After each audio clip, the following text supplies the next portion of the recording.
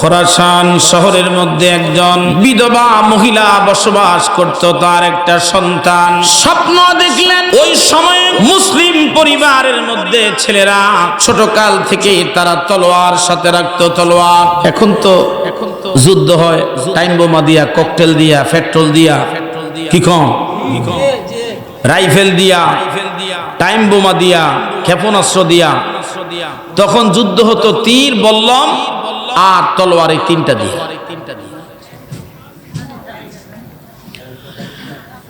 এই বালক স্বপ্নে দেখেছে তিনার এই খোসাবদ্ধ তলোয়ার দিন দিন বড় হইতেছে। লোহার তলোয়ার কি আবার বড় ছোট হয় নাকি? হ্যাঁ, স্বপ্ন দেখছে কি এটা বড় হয়। আরে এটা কি আজীব চিজ। ঘুম থেকে উঠে উনি মুস্কি মুস্কি হাসতেছে। মায় কয়, কিরে বাবা, কি কোন মেয়ের প্রেমে টেমে পড়ছো নাকি? এখন আবার দেখবেন ছেলেরা বাপের কাছে কয় না ফিডার ধরে, কিন্তু মার কাছে ঠিকই কইলা। আবার মা কয়, যা ওই বইব নে লইয়া আয় বাইচ, তোর বাপের লগে যাওয়া হইব না, বাড়িতে লইয়া আয়, একটা ব্যবস্থা করমু। ইডি কইরা যুব সমাজটারে মায়েরা ধ্বংস করে দিস। একটা কথা আছে না, অতি আদরে কি বাদর, অতি আদরে বাদর। আদর করতে বলছে আল্লাহ, সব জায়গায় না। মা যখন জিদ করলেন, বাবা আমি তোর মা লাগি, বাবা নাই, আমি তোরে খাওয়াই, আমি তোরে পরাই, আমি তোরে গোসল দেই, আমি তোরে খাওয়াই, এমনকি স্বপ্নে দেখছিস, মার কাছে বলতে পারবি না। এখন এই বুঝি মারে বাদ দিয়ে চলতে আরম্ভ করছিস। মা কান্নাকাটি করে। ছেলে মায়ের পায়ে হাত রেখে বলে, মা স্বপ্ন এমন একটা নিয়ামত, যার তার কাছে স্বপ্ন বলা যায় না গো মা, যার তার কাছে স্বপ্ন বলা যায় না। যদি যার তার কাছে স্বপ্ন বলা হয়, যেমন তেমন ব্যাখ্যা করলে স্বপ্নের ফল পরিবর্তন হয়ে যায়। হযরতে ইউসুফ আলাইহিস সালাম স্বপ্ন দেখলেন 11টা তারকা, একটা সূর্য, একটা চন্দ্র, এই 13 জন তাকে সেজদা করে। এই কথা যখন তিনি বললেন, নবী ইয়াকুব আলাইহিস সালামের কাছে বলার পরে তিনি বললেন, বাজান রে, এটা তো অনেক গুরুত্বপূর্ণ একটা স্বপ্ন, যার তার কাছে বলিস না। যদি বলিস, বাবা ইন্নাহু লাকুম ইন্নাশ শাইতানা লাকুম আদুউম মুবিন।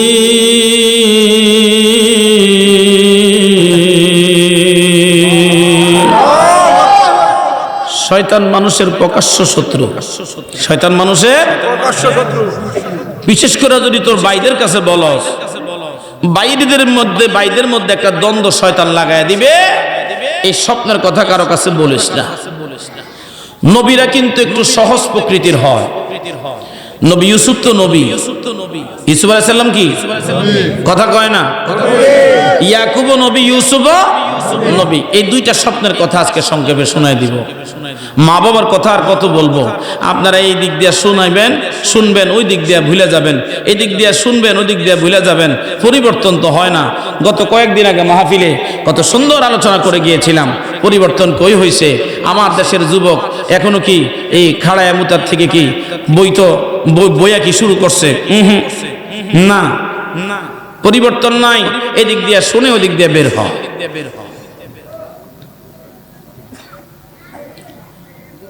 এখন দরকার ঘরে ঘরে আমাদের দাওয়াত, যেটা আমার পূর্ববর্তী বক্তা, আমার প্রিয় বন্ধুবর, আমার প্রতিবেশী।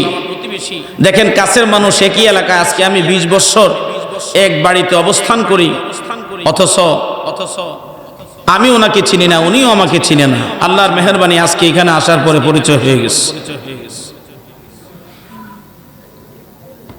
ইউসুফ আলাইহিস সালাম যেই মাত্র ভাইদের কাছে বলছে,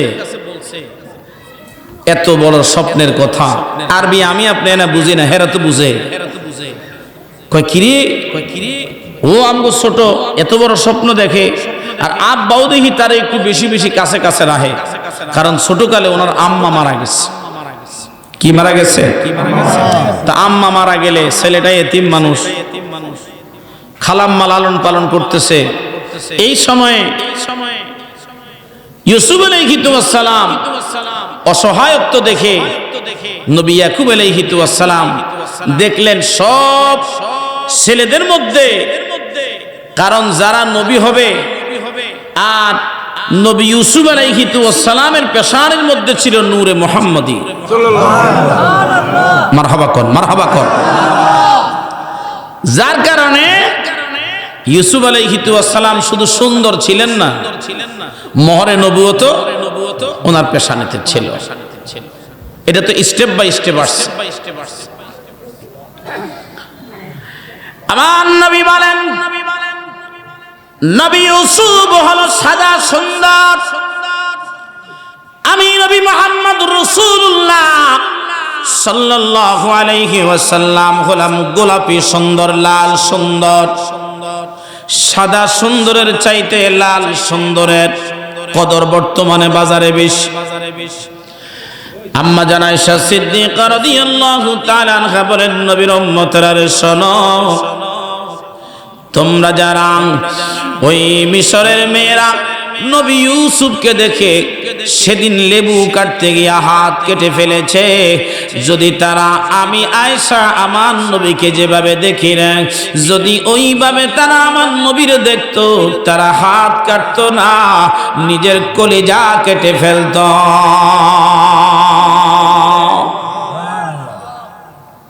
ইউসুফ আলাইহিস সালাম ভাইগো কাছে স্বপ্নের কথা বলে দিছে। এবার ভাইরা চিন্তা করছে না, ও যদি থাকে তাহলে সারা সর্বনাশ, বাবা আমগো তো আর আদর করবো না, খাওয়াইবো না, ডাকবো না, আমগো জিন্দিগি শেষ, এরে সরাইতো। ভাইদের মধ্যে শত্রুতা আছে না নাই? এটা লাগাইছে হাবিল আর কাবিল। আমি নবী না চিনিলাম, কি যে ভুল করিলাম, বসমে ডালিলাম ঘি, মানুষ হইয়া ভবেতে আসিয়া, মানুষের করিলাম কি, আমি মানুষ হইয়া ভবেতে আসিয়া, মানুষের করিলাম কি। যেই মাত্র ভাইদের কাছে স্বপ্নের কথা বলে দিলেন, ভাইরা যেমন খুশি তেমন তুচ্ছ তাচ্ছিল্য করলেন। নবী ইউসুফ আলাইহিস সালাম এই ঘটনা বুঝতে পেরে তিনি নীরব লজ্জিত হয়ে গেলেন। আহারে, এমন সময় ভাইরা একটা ফাঁদ পাতলেন, ইউসুফকে মেরে ফেলবো, নিয়ে যাব। এখন একজন আর একজনের সাথে কথা বলে, কেমনে নিবি, আব্বাই তো আগলে রাখে, চোখে চোখে রাখে, চোখের আড়াল কেমনে হবে, কেমনে করবি রে। এক ভাই আর এক ভাইয়ের সাথে যুক্তি করে, ভাই তো 11 জন, যুক্তি করে সর্বনাশ, চিন্তা করবি না, ওই বকরি রাখার কথা বলে ইউসুফকে নিয়ে যাব, নিয়ে যাইয়া ইউসুফকে আমরা মেরে ফেলবো, আব্বারে করবো চিতায় খেয়ে ফেলছে,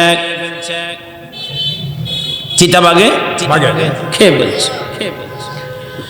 আব্বারে বুঝা দিব সান্ত্বনা, ইউসুফকে যেই পরিমাণ আদর করে আর যেই পরিমাণ বকরির দুধ খাওয়ায়, আমগুলো তো খাওয়ায় না। রুটি গোশত খাওয়ার সময় ইউসুফের বাগে বেশি, নামাজ পড়ার সময় ইউসুফ আগে, খাওয়ার সময় ইউসুফ আগে, জামা কাপড় কিনলে ইউসুফেরটা সুন্দর, এটা সহ্য হয় না ভাইদের। এবার ভাইরা কি করলেন, তাকান, গভীর মনোযোগ লাগান, মহব্বতের কান লাগায় দেন। বাবাজি, যদি নবীর প্রেম না থাকে রে, কোনদিন নবীর আলোচনা আপনাদের ভালো লাগবে না। নবীর আলোচনা ভালো না লাগলে কোরআনের তাফসীর বোঝা এত সহজ আপনাদের হবে না। হযরত ইয়াকুব আলাইহিস সালাম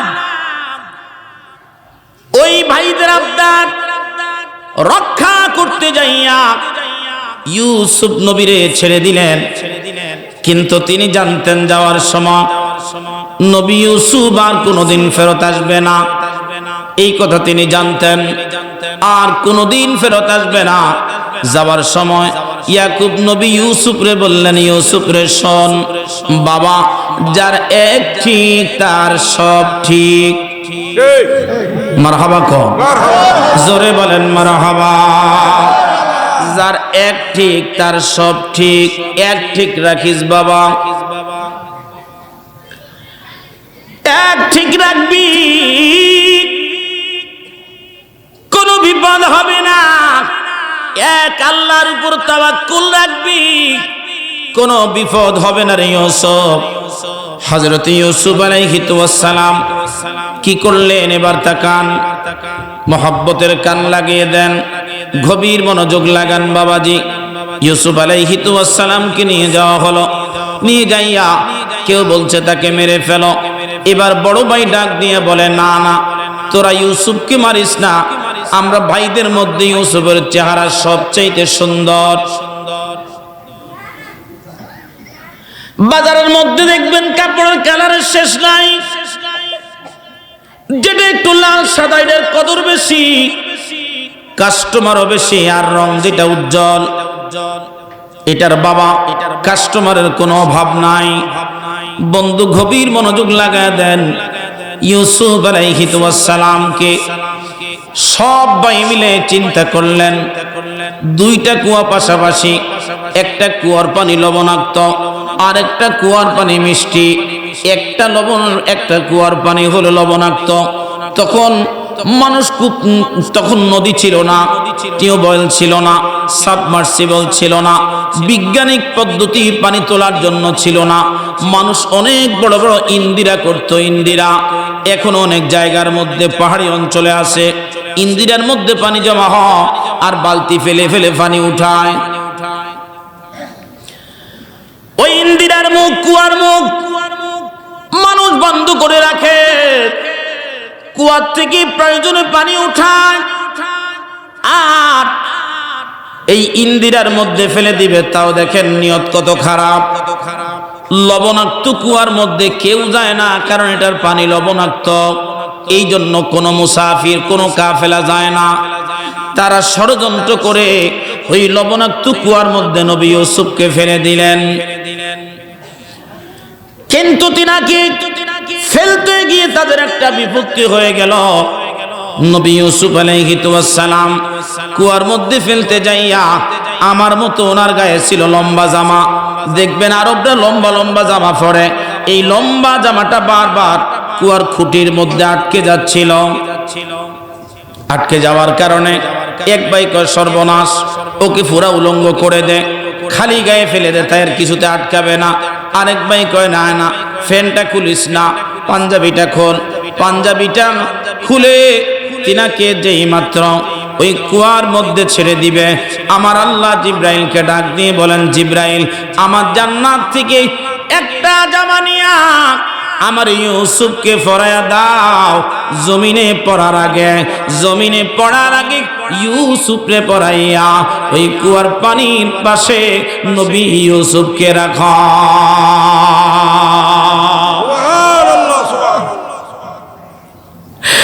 আমার দোষে দোষী আমি, আমার ভুলের বিচার চাই। আমি তোমার দাসী হতে চাই রে ইউসুফ, আমি তোমার দাসী হতে চাই। নবী ইউসুফ আলাইহিস সালাম যেই মাত্র ভাইরা হাত ছেড়ে দিলেন, ইউসুফ নবী অজ্ঞান হয়ে গেলেন। একটা চিৎকার মেরে তিনি অজ্ঞান হয়ে গেলেন। কারণ এমন চিত্র তো জীবনে আর কোনোদিন দেখে নাই। কারণ এই কুয়ার পানি যে লবণাক্ত তিনি জানতেন। আহারে হযরত ইউসুফ আলাইহিস সালাম যেই মাত্র কুয়ার মধ্যে পড়ছে, বলেন তো মুসলমান, নবীর কদম মোবারকের বরকত আছে না নাই? না হয় নাই? একসাথে বলেন। ইউসুফ নবীর কদম মোবারক লাগার সাথে সাথে ওই লবণাক্ত কুয়ার পানি মিষ্টি হইয়া গেছে। একসাথে বলা যাবে কি মারহাবা?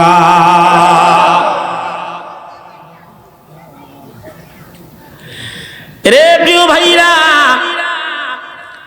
ইউসুফ আলাইহিস সালাম কুয়ার মধ্যে পড়ার সাথে সাথে কদম মোবারকের বরকতে আল্লাহ পাক লবণাক্ত পানিটাকে মিষ্টি বানায়া দিলেন। অপরদিকে ওই যে মিষ্টি পানির কূপ যেটা ছিল, সেটার পানি সব শুকায়া গেছে। মারহাবা, আরো জোরে। কারণ কোন কাফেলা যখন মিশরের দিকেই পথ দিয়ে যায়, তখন ওই কূপ থেকে পানি নেয়। এখন যদি এই কূপের মধ্যে না আসে, ইউসুফ নবী তো এখানেই পড়ে থাকবে, আর যেতে পারবে না। এই খেলা তো আমার আল্লাহ পাক রব্বুল আলামিন চাইলেন। ইউসুফ নবীকে ডাক দিয়ে বলে, নবী ইউসুফ গো, আপনি চিন্তা করবেন না, খাবারের চিন্তা করবেন না গো নবী, পানি চিন্তা করবেন না, একাকিত্বে চিন্তা আপনি করবেন না। এইখানেই কুয়ার মধ্যে আপনি 40 দিন থাকবেন। 40 দিন আপনি ইবাদতের মধ্যে থাকবেন। ইবাদতের মধ্যে থাকার পরে 41 দিনের দিন এখান থেকে মিশরের কাফেলা আপনাকে নিয়ে যাবে গো নবী, আপনি টেনশন করবেন না। একসাথে জবান খুলে বলা যাবে কি মারহাবা? এক স্বপ্নের ব্যাখ্যা কইয়া বেটায় কি বিপদে পড়ছে দেখেন। ওই বালক ছেলে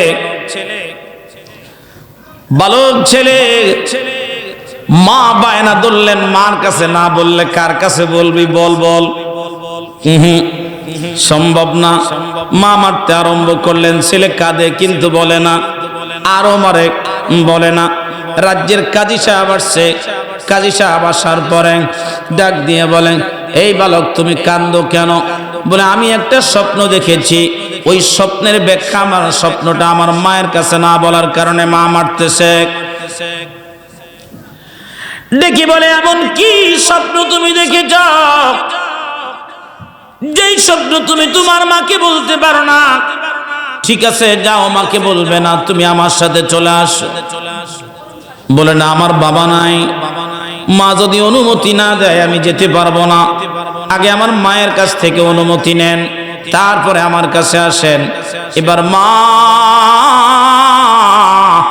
ছেলের উপর রাগ করে বললেন, যান যান, এই অবাধ্য ফলারে আমার কাছ থেকে নিয়ে যান, জীবনে যেন আর কোনো সময় না আসে। মাঝে মধ্যে রাগ করে কয়, আবার কিন্তু ফর্দার আলে যে নিজেই মুখে কামড় দিয়া কি কন, হ্যাঁ, আসলটা মুখের মধ্যে ফালাই আবার কান্দা শুরু করে, কি করলাম ফুলাই তো রাখে না।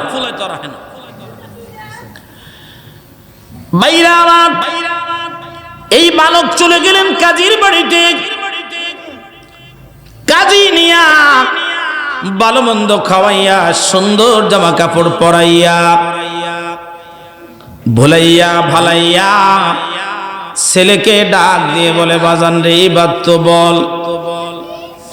কয়, না না, এই স্বপ্নের পরিপূর্ণ বাস্তবায়ন যতক্ষণ পর্যন্ত না হবে, আমার জীবনে না হবে, আর প্রকৃত তাবিরকারী যতক্ষণ পর্যন্ত আমি না পাবো, ততক্ষণ পর্যন্ত এই স্বপ্নের তাবির আমি পৃথিবীর কারো কাছে বলবো না।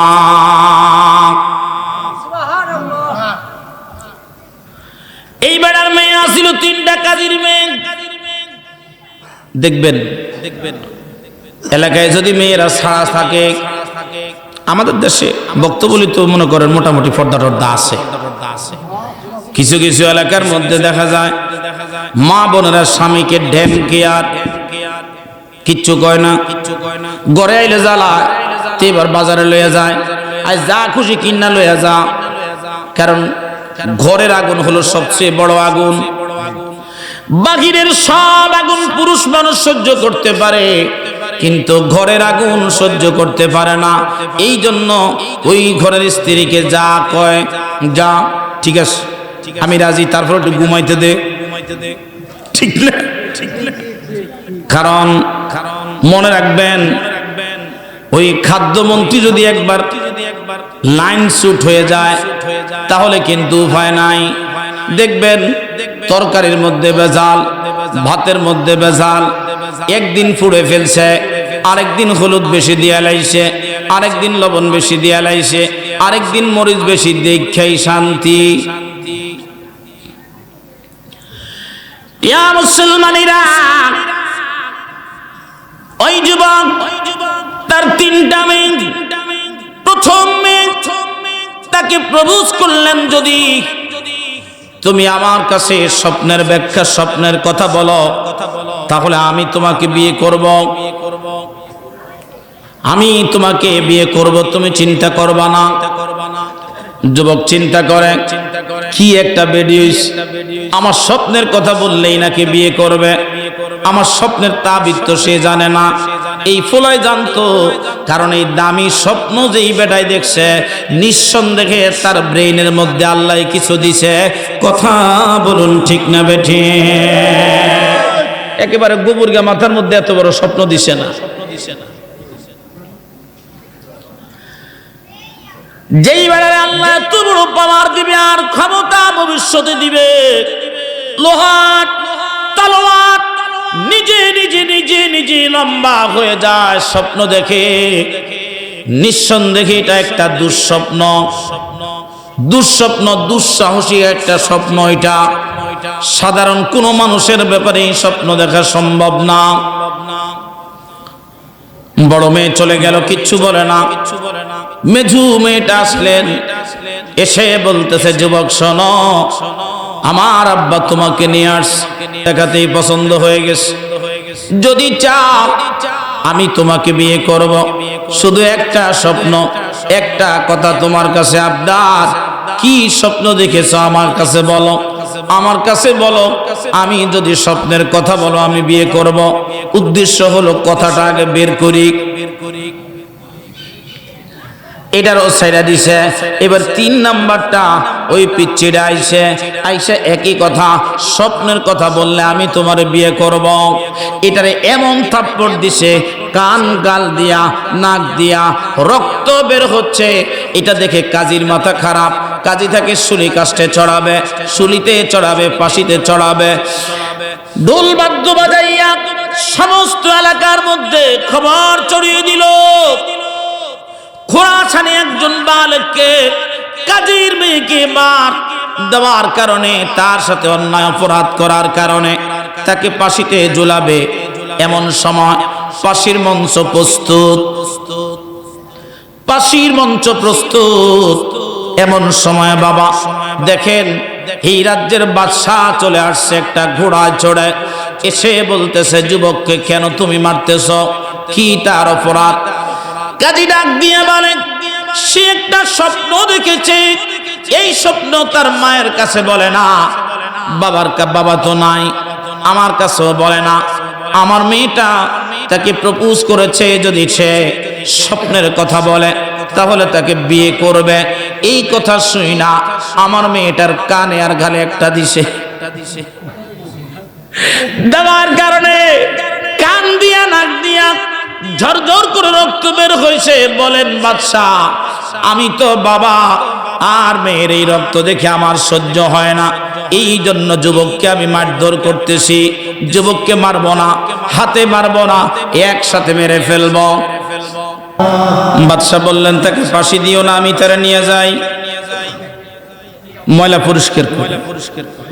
সবার রোগ একটা, স্বপ্নের ব্যাখ্যা বলা লাগবে। বাদশাহ রাজ দরবারে নিয়া বালা মন্দ খাওয়ায়, বাদশাকে পোশাক গায়ে দিয়া বলছে, বাবা আমার এই রাজ দরবারে থাকবি, এই রাজ দরবার তোর,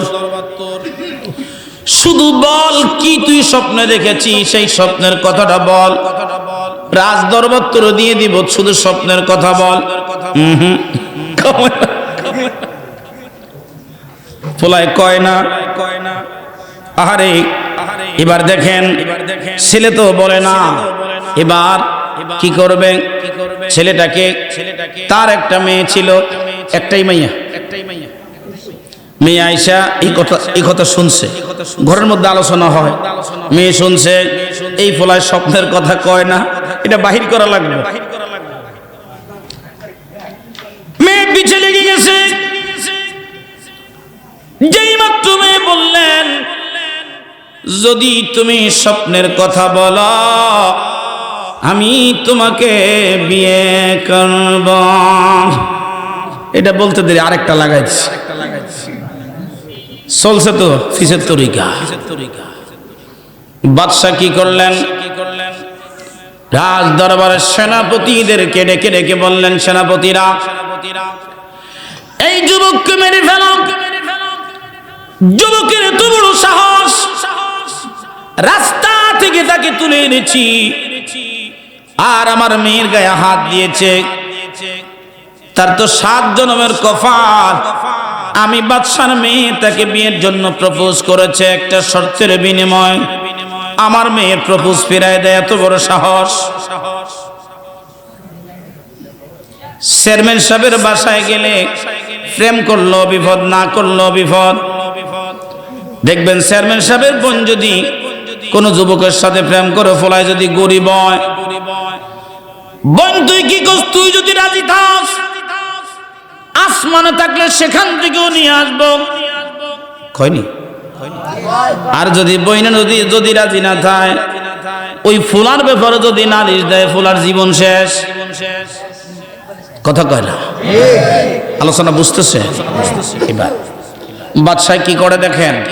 বাদশাহ কি করলেন? চূড়ান্ত ভাবে সেনাপতিদেরকে লাগাইয়া দিলেন। খোসাবদ্ধ তলোয়ারটা ঝনঝন করতে আরম্ভ করছে খোসার মধ্যে। খোসার থেকে তলোয়ারটা বের করে দিয়া যেই কয়জন তারে মারতে আইছে সব কটা হওয়াই দিছে চোখের সামনে।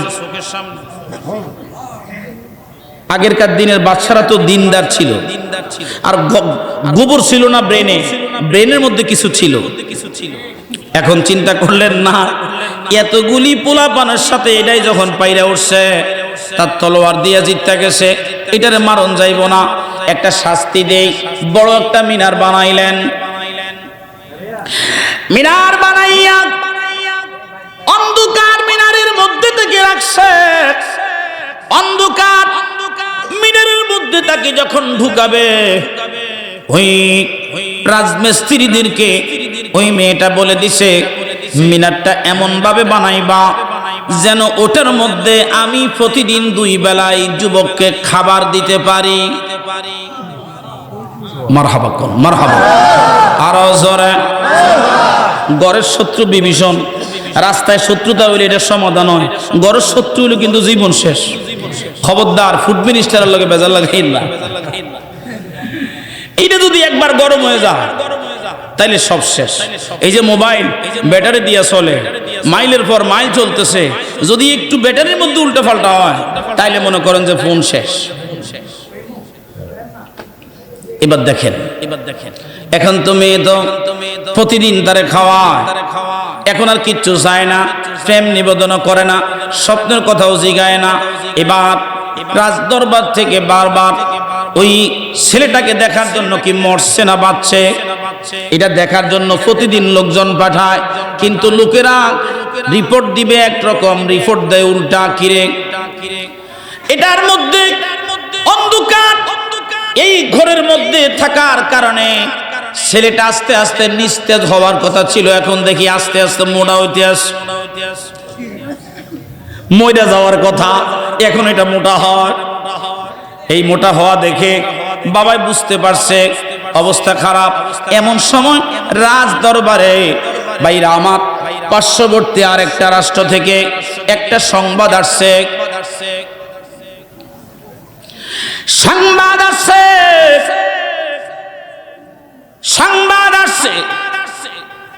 3 পাত্রের মধ্যে দুধ পাঠাইছে। দুধ তিনটা পাত্রের মধ্যে দুধ পাঠাইছে। কি পাঠাইছে? একসাথে বল, একসাথে। দুধ কি আরে? ফান করে। আমাদের দেশে দুধের পবিত্র বানায়। দুধ পবিত্র নাও পবিত্র না, এটা বুড়ি গঙ্গা গেলে বেশি পবিত্র। মাঝে মধ্যে বালতি বইরা আমার ভাইরা এত সুন্দর করে পানি দেয়, ওই পানির সাথে ট্যাংরা মাছ, কই মাছ ঢুইকা যায়, এটার একটু সালতেও তাগো মনে থাকে না।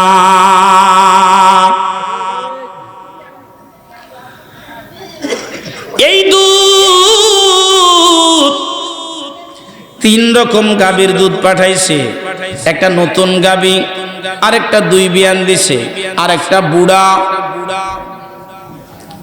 এখন বাদশা যদি রে এই 3 রকম গাভীর কথা না বলতে পারে, তাহলে রাজ্যে হামলা হবে। কি কঠিন পরীক্ষা! কোন দুধের রকম একরকম, রং কি সাদা না?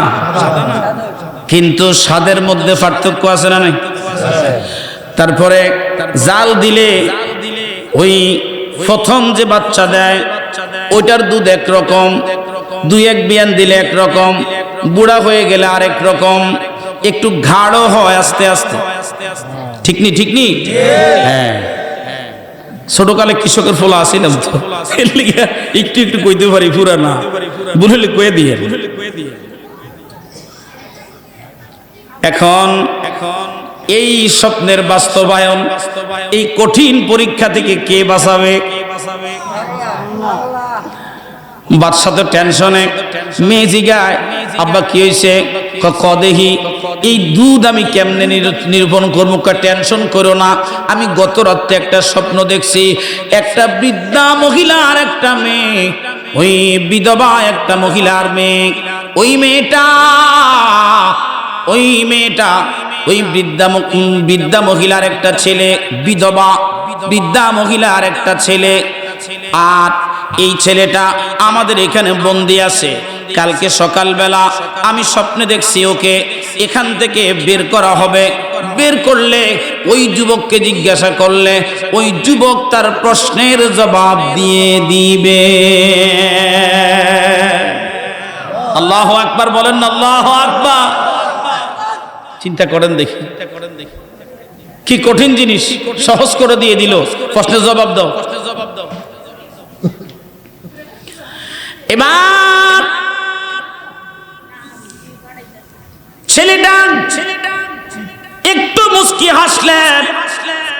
দেখবেন বুদ্ধিমান মানুষ জোরে হাসে না, হাসার মধ্যে বুঝায় মানুষটি যে আমি হাসতেছি, কিন্তু হাসে না, মন ভরে হাসে না। ছেলেটা একটু মুস্কি হেসে বললেন, এটা কি একটা কাজ হইল নাকি? এটা কি একটা কাজ? কি আলুর বাদশা হয়েছেন আপনি, দুধ বাইর করতে পারেন না? 3 পাত্র একসাথে রাখছে। রাখার পরে বলছে, এই মাঝখানের পাত্রটা উঠান। এটা হলো 2 বাচ্চা দেওয়া গাভীর দুধ। মারহাবা হয় নাই? আর জোরে খা। এই যে বাম পাশে যেটা, এটা প্রথম বাচ্চা দিস, শেষেরটা 3টা বাচ্চা দিস। জান পাত্রের কালার দেখাইস, 3 কালারের 3টা পাত্র এখানে আনছে, দুধ রাখছে। ওই কালার অনুযায়ী বলে দেওয়ার পরে বাদশা এইবারের জন্য বেঁচে গেল। পার্শ্ববর্তী রাজা এই দরবারে হামলা করতে চান। হামলা করে করে তাদেরকে নাস্তানাবুদ করতে চায়, কিন্তু না। আবার আনছে, আনার পরে বাজান দেখেন 3টা মুরগির বাচ্চা পাঠাইছে। কি আর বাচ্চা? কথা কয় না? মুরগির বাচ্চাও তো এরকমই হয়। এবার মুরগির বাচ্চার রুচি কেমনে চেঞ্জ করব? 3 পাত্রের মধ্যে 3টা খাবার, একটার মধ্যে কিছু গম, আরেকটার মধ্যে জব, আরেকটার মধ্যে কিছু সরিষা।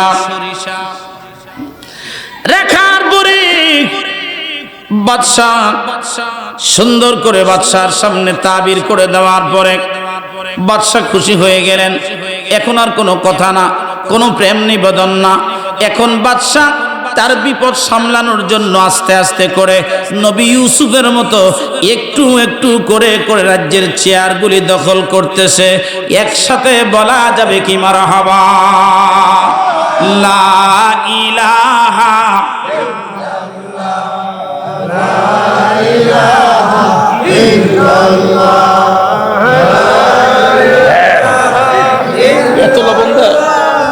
মুহাম্মদ বলেন লা ইলাহা ইল্লাল্লাহ মুহাম্মদ লা ইলাহা সবাই লা লা ইলাহা মুহাম্মদ রাসূলুল্লাহ লা ইলাহা লা ইলাহা ইল্লাল্লাহ লা ইলাহা মুহাম্মদ রাসূলুল্লাহ। একসাথে বলেন সাল্লাল্লাহু আলাইহি ওয়াসাল্লাম। এবার দেখেন এটাও শেষ। এবার ওই পাশের রাজ্যের মধ্যে একটা জাদুকর ছিল। ওই জাদুকর বাদশার কাছে সুস্কামি লাগাইছে। এখানে খোরাসানের একটা যুবক বসবাস করে। এই যুবককে যদি তোমরা ক্ষমতার থেকে না নামাইতে পারো, যুবকরা যদি তোমরা রাজ্য থেকে রাজ্য ছাড়া না করতে পারো, তাহলে তোমার রাজ্যে হামলা হবে। বিধবার একটা ছেলের কত দাম দেখেন। কই ফোলারে রাজ্য ছাড়া করা লাগবে, মতান্তরে আমাদের কাছে তাকে হস্তান্তর করা লাগবে। এবার তিনি ডাক দিয়ে বলেন, কি করবো বাজান, তোকে কেমনে বাঁচাবো? এবার ডাক দিয়ে বলেন, না টেনশন করবেন না, রাজ্যে খুঁজে দেখেন আমার মতো আর দুইটা মানুষ পান কিনা। রাজ্যের মধ্যে খুঁজে দেখেন যে একই সেম এজের এরকম সেম এজ চেহারা একটু মিল খুঁজে পান কিনা। বাইর করে নিচ্ছে, মারহাবা কোন আমার হাতে তাকে হস্তান্তর করেন। এখন তিনজন হস্তান্তর করছে। মানুষ একজন, সাইসে একজন, পাঠাইছে কয়টা? আমি তিনটা পাঠাইলাম, তুমি বাচ্চা লও। এবার কি করলেন দেখেন। এবার বাদশা কেমনে বাঁচবো? ওই জাদুকর মহিলা রাত্রিবেলা যাইলেন, যাইয়ে তিনার পাঞ্জাবি কাইটা দিস। পাঞ্জাবি কাইটা দিয়া বাদশার কাছে এসে বললেন, আগামীকাল সকালবেলা যার পাঞ্জাবির এক পাশে সিরা থাকবে, এটাই হলো সেই বিধবার সন্তান, তাকে মারো। তারা টের পেয়ে গেলেন। টের পাইয়া তিনজনের পাঞ্জাবি কিভাবে কাটছে, নিজেরা নিজের বাসা নিজেরই বাসা লাগে। তিনজন সমানে নিজের পাঞ্জাবি কাটছে। পাঞ্জাবি কাইটা বাদশার সামনে আসছে। বাদশা পাঞ্জাবি চেক করে, কিরে এটা যে দুর্কাড়া, এটা দিয়ে দুর্কাড়া, সবগুলো তো সমান। এই জাদুকরনি, তুই কি কস পাগলের মতো? এই সব সমান, যা বাক। এবার খেদায়া দিস। আসার পরে বলে, বাবা মনে কিছু নিও না, তোমার স্বপ্নের ব্যাখ্যা আমার জানার দরকার নাই। এখন বলো তুমি রাজি আছো কিনা? যদি রাজি থাকো আমার মেয়েটাকে আমি তোমার কাছে বিয়ে দিব। মেয়েটাকে কি করব? এটা নামাজি ফোলা, সুদর্শন ফোলা, বাজারে ভালো ব্যবসা আছে। বক্তবলী বাজার যদি অত তো কথাই নাই। দেলোয়ার বাইতে এক কোনা লইলিস, কি দেখো হের ফুলা যদি চিন্তা খালি মুহূর্ত থেকে বাহির করে যে ফুলা বিয়ে করামু কাল আনা সুন্দর বাইটটা না লম্বা এটা আর মাইসে জিগে গেল দেল ওর বাইর ফুলা কি কন বাড়িতে নিয়ে দিই এরা মুসলমান মহব্বতের কান লাগা দেন গভীর মনোযোগ লাগান প্রিয় ভাইরা আমার ভালোবাসি আমার ভাইটা খুব সহজ সরল এই জন্য মানে সোহাগ করা তাকেই সাজে শাসন করে যে শাসন করা তাকেই সাজে সোহাগ করে যে কি বলেন বাইরে তো ভালোবাসি এই জন্য উদাহরণটা ওনার উপরে দিয়ে টানলাম বাদশা বললেন বাবা তোর সব কিছু আছে তোর কাছে থাক তোর স্বপ্ন টপ্ন লাগবো না এবার তুই ক আমার মেয়েটাকে বিয়ে করতে তোর কোনো আপত্তি আছে কিনা ফুলাই ডাক দিয়ে কয় কে বাদশা আমার স্বপ্নের কথা কি জানবেন না এটা কি এখন আর জানবেন না কোনো দরকার নাই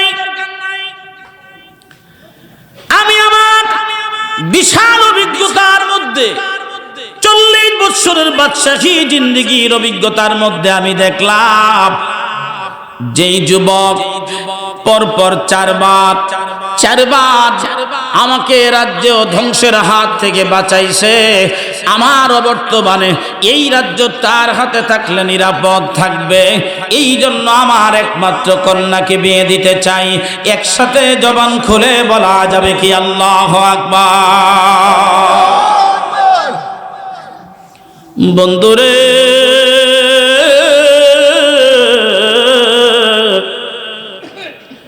এই ফাঁকে দিয়া দেখেন ইয়াকুব আলাইহিস সালাম পাগল হয়ে গেছে খাওয়া নাওয়া বন্ধ ঘরের দরজা বন্ধ কারো সাথে সাক্ষাৎ করে না শুধু কান্দে আর কান্দে বাকি 11 ভাই চিন্তা করলেন কি হইল এই দিক দিয়া প্রতিদিন 2 বার ওই যে তার একজন ভাই বিনিয়ামিন বর্তমানে ইসরায়েলের একটা জাউরা প্রধানমন্ত্রী আছে ওই জাউরা প্রধানমন্ত্রী যদিও জাউরা কিন্তু নাম রাখছে বেনিয়ামিন নেতানিয়াহু ইউসুফ নবীর ভাইয়ের সাথে নাম রাখছে কয়ামগো ইউসুফ আবার আইতে আছে ইউসুফ তো মানুষ বাঁচাইছে তোরা জাউরারা তো মানুষ মুসলমান মারতেছস ইয়া বাবাজিরা ইউসুফ আলাইহিস সালাম কি প্রতিদিন দেখার জন্য যায় আর ভাই তো ছোট্ট মানুষ যেন ভয় না পা সকালে একবার সন্ধ্যায় একবার বিকালে একবার ভাইকে যে একটু সঙ্গ দেওয়ার চেষ্টা করে এক এক ভাইয়ের এক এক অবস্থা বাকি ভাইরা বলে রে আমার ভাইটা খুব কষ্ট পাবে রে বড় ভাইটা বেশি মায়ার ছিল কয় না না আমাদের একমাত্র ছোট ভাই ওরে আমরা এইভাবে কুয়ার মধ্যে রাখতে চাই না ওকে তাড়াতাড়ি নিয়ে আয় কুয়ার মধ্যে রশি ফেলে আল্লাহর কি কারিশমা কুয়ার রশি নবী ইউসুফ পর্যন্ত যায় না যত রশি ফালায় রে নবী ইউসুফ পর্যন্ত যায় না একটানা 40 দিন পর্যন্ত নবী ইউসুফ আলাইহিস সালাম এই কুয়ার মধ্যে আল্লাহ পাকের হুকুম হলো ইউসুফ গো টেনশন করবেন না খাবার লাগবে না পানি লাগবে না টেনশন লাগবে না ঘুমানোর জায়গা লাগবে না 40 দিন থাকবেন এই 40 দিনের মধ্যে মিশরের কাফেলা এখান থেকে আপনাকে নিয়ে যাবে এটা হলো আপনার একটা পরীক্ষা সব নবীরা পরীক্ষা দিছে আপনার জন্য পরীক্ষা আসছে একসাথে বলা যাবে কি মারহাবা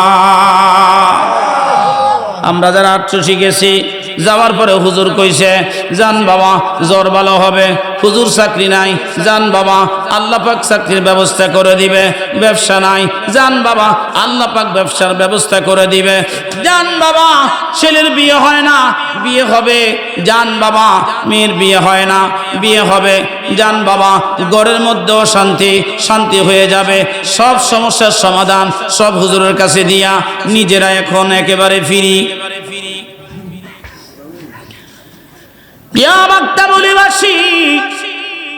নারায়ণগঞ্জের ভাইরা রে মহব্বতের কান লাগার আপন পীর নিজের কাছে কিচ্ছু রাখে না হুজুর কেবলা জান বলতেন বাবা পীর মাকসুদ না, পীর হলো ওসিলা, মাকসুদ হলো আল্লাহ এবং আল্লাহ রসুল, আল্লাহ এবং আল্লাহ রসুল, আল্লাহ এবং আল্লাহ রসুল। কথা বলুন ঠিক না বেটে?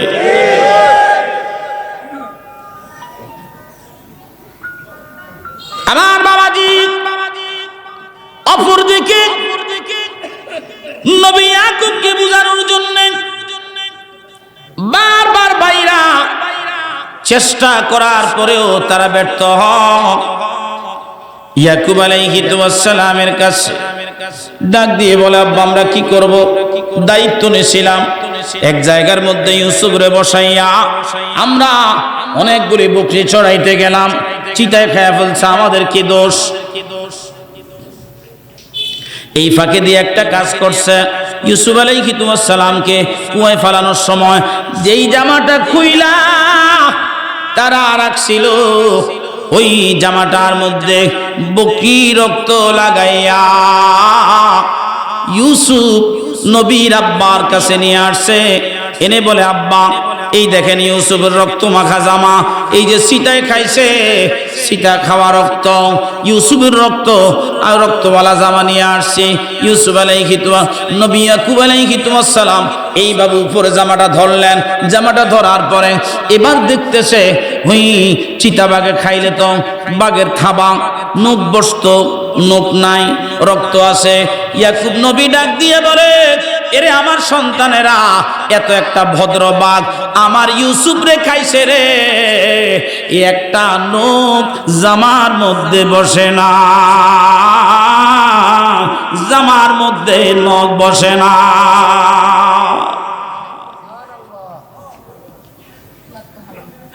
কেমনে দিন বুঝাবো মুসলমান?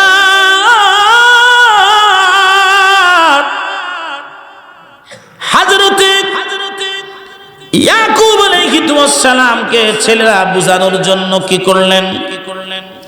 ভাই ভাই একত্রিত হয়ে পরামর্শ করলেন। করতে করতে করতে করতে মাঠে যাওয়ার পরে দেখতেছে মাঠের একটা কোণের মধ্যে একটা চিতা শুয়ে আছে, একটা চিতাবাঘ শুয়ে আছে।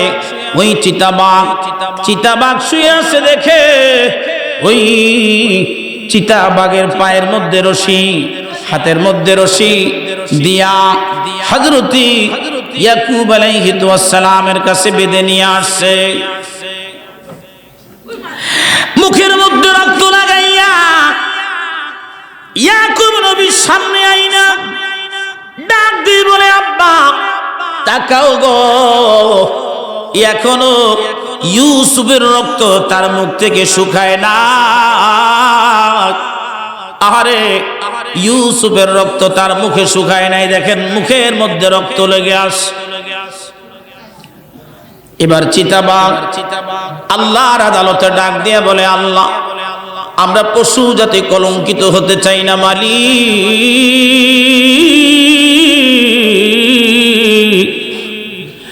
আমরা পশু জাতি কলঙ্কিত হতে চাই না গো, তোমার পয়গম্বরের সাথে একটু কথা বলার জন্য সুযোগ দাও, আমার জবান খুলে দাও, তোমার পয়গম্বরের সাথে একটু কথা বলতে চাই। চিতার জবান খুলে গেল। চিতা ডাক দিয়ে বলতেছে, ওগো আল্লাহর পয়গম্বর ইউসুফ নবী, ইয়াকুব নবী গো, আপনি শুনে নেন, আপনিও নবী, আপনার সন্তান ইউসুফ নবী, আপনিও নবী, আপনার ইউসুফ নবী, আপনিও নবী, আপনার ইউসুফ নবী, আপনিও নবী, আপনার ইউসুফ নবী। আর নবীদের রক্ত, নবীদের গোশত, নবীদের জিসম মোবারক, নবীদের শরীরের একটা পশম স্পর্শ করার হুকুম আমাদের পশু জাতির নাই, পশু জাতির নাই, পশু জাতির নাই। জোরে বলেন মারহাবা। নবীদেরকে বাগে খায় না,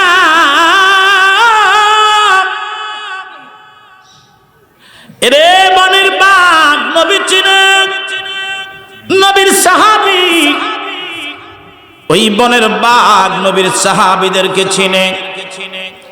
আপনি আর জঙ্গলের মধ্যে নবীর সাহাবীরা গেলেন, গিয়ে নবীর একজন সাহাবী ডাক দিয়ে বলে, জঙ্গলের পশুরা তোমরা কে কোথায় আছো বলো, আমরা রাহমাতুল লিল আলামিনের সাহাবীরা আসছি, এলাকার মধ্যে কালিমার দাওয়াত দিতে আসছি। কে আছো রে? এই বনের মধ্যে কে কোথায় আছো? আজ রাতের মধ্যেই তোমরা তোমাদের সন্তানদেরকে নিয়ে, পরিবার পরিজন নিয়ে চলে যাইবা। যদি আগামীকাল ফজরের নামাজের পরে এই বনের মধ্যে আর কোনো হিংস্র জানোয়ার আমরা দেখি, তাহলে কিন্তু আমরা নবীর সাহাবী আমাদের তলোয়ার দিয়ে তার ফয়সালা করব। একসাথে বলা যাবে কি আল্লাহু আকবার? নবীর সাহাবীর কত দাম!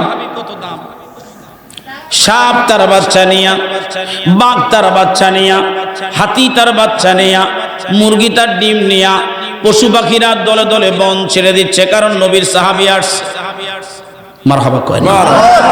হে রাসূল তোমায় ভালোবাসি, অন্তরে শুধুই মুখে না, জান্নাতের আশায় নয় হে রাসূল, জাহান্নাম কেউ ডরি না, বলো জান্নাতের আশায় নয় হে রাসূল, জাহান্নাম কেউ ডরি না। হে রাসূল তোমায় ভালোবাসি, অন্তরে শুধুই মুখে না, জান্নাতের আশায় নয় হে রাসূল, জাহান্নাম কেউ ডরে না। তোমায় পাওয়ার আশায় মানসুর যায় মদিনায়, এ আশিকে দিদার দাও না, আর দূরে থাকিও না, এ আশিকে দিদার দাও না, আর দূরে থাকিও না।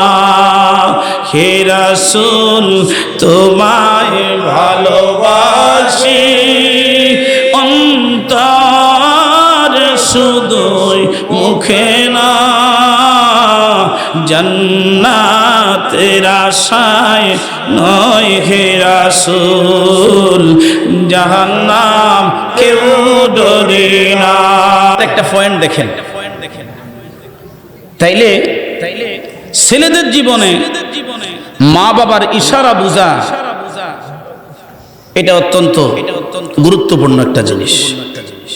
মা বাবার ইশারা না বুঝলে ছেলের কপালে দুর্গতি আসে, মেয়ের কপালে দুর্গতি আসে। এটা আমাদের দেশের যুবক যুবতীরা বুঝে না। 20 বছর পর্যন্ত বাপে কোনোদিন বাসি মাছ বাজার থেকে কিনলো না। কিও কিনছেন? বাসি গোস্ত কিনলো না, বাসি জামা তোদের জন্য কিনলো না, বাজারের ভালো ভালো জামা, ভালো ভালো মাছ, ভালো ভালো গোস্ত, ভালো ভালো নতুন নতুন তরকারি কিনে তোদেরকে খাওয়াইলো। আর বিয়ের সময় ছেলেদেরকে একটা মেয়ে দিতে পারবে না, মেয়েদেরকে একটা ভালো নামাজি ছেলে দিতে পারবে না। এটাও কি করে সম্ভব?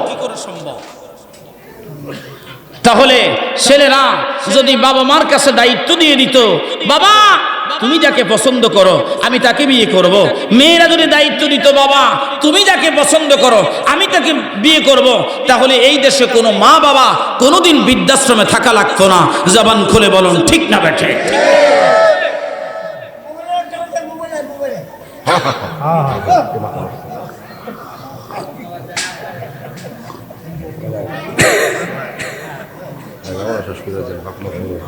কয়টা কয়টা কয়টা কয়টা আরে কি কয় না কয় 8:30 বসি, এই 10টা বাজে, মন বলে আবার 11টা বলে। আমি তো চাইছি 10টা শেষ করে দিতে। আজকে 12টা, আজকে 12টা পর্যন্ত চলবো ইনশাল্লাহ। কম আরো জোরে, থামি গেছে সব।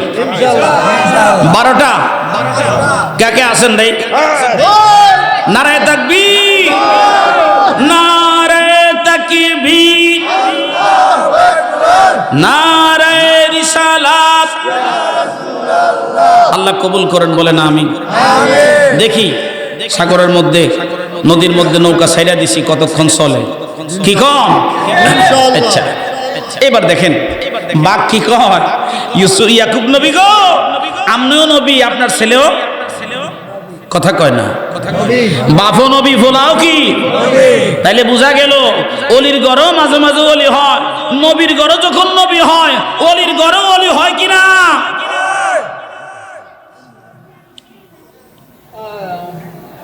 ছেড়ে দেন না আমার কাছে।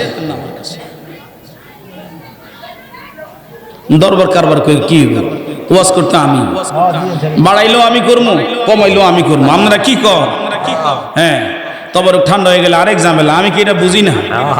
শীত মাত্র আইতে আছে, তেঁতুলিয়ায় -3.9। খাতা পত্র যা আছে সব তৈরি করেন তাড়াতাড়ি। আর যারা কাপড় চোপড় বেছেন হেরা একটু দামটা উৎসাহ দেন, কারণ শীত লাগলে তো কিনতে হইব। আচ্ছা, এইবার আমার দিকে তাকান। আলোচনা অনেক, রাস্তা অনেক লম্বা, অনেক দূর, অনেক দূর যাওয়া লাগবে। মাত্র শুরু করছি আলোচনা। ইউসুফ নবী তো এখনো সেখানের মধ্যে 40 দিন পূর্ণ হয় নাই। ইয়াকুব আলাইহিস সালাম কি করে দেখেন, ইয়াকুব আলাইহিস সালাম এখন বলেন তো, তিনি তো নবী। ওই বাঘের কাছ থেকে স্টেটমেন্ট পাওয়ার পরে তিনার একটা অভিজ্ঞতা হয়েছে। কথা কয় না? হয়েছিনি? কি হয়েছে? যে আমার ইউসুফ রে বাঘে খায়, আমার ইউসুফ রে বাঘে খায় নাই। বাঘ তো নিজেই বলে দিছে আমরা খাই না, কারণ নবীর গোশত যতই ক্ষুধার্ত হই না কেন, নবীর গোশত আমরা খাইতে পারি না। আর একটু আগ বাড়াইয়া চিতা ডাক দিয়ে বলেন, হুজুর আপনি আপনার ইউসুফ রে হারাইয়া যেমন আপনি সুখ পালন করতেছেন, খাওয়া বন্ধ না বন্ধ, আমি চিতা আমরা পশু জাতি হতে পারি, আমাদের অন্তরে মায়া আছে। আমার দুটা দুধের বাচ্চা 3 দিন আগে শিকারী বাচ্চাগুলি নিয়ে গেছে। মা হয়ে আমি আমার সন্তানদেরকে রক্ষা করতে পারি নাই, আমার সন্তানদেরকে রক্ষা করতে পারি নাই। হুজুর আপনি যেমন সন্তান হারাইয়া শুকাইত, আমিও শুকাইত। আপনার ছেলেরা আমার হাত পা বেঁধে নিয়ে আসছে। হুজুর আমরা পশু জাতি কলঙ্কি না, আপনার ইউসুফ রে আমরা খাই না। খেলা জমছে। আরে কত দিক দিয়ে তারা চায়, আরে আমার দিকে চান মিয়া। আমারে আনবেন স্কুল মাঠে, আনবেন কবরস্থান মাঠে, আনবেন ঈদগাহ মাঠে, আনছেন বাড়িতে। এখন কি লোক ধরব? এখন একটু সিফা সাফা বইতেইব কি কম। এরপরে আইলে ঈদগাহ মাঠে আসবো ইনশাল্লাহ কর। আবার দেলোয়ার ভাইয়ের বাড়ি আবার লম্বা সাদ।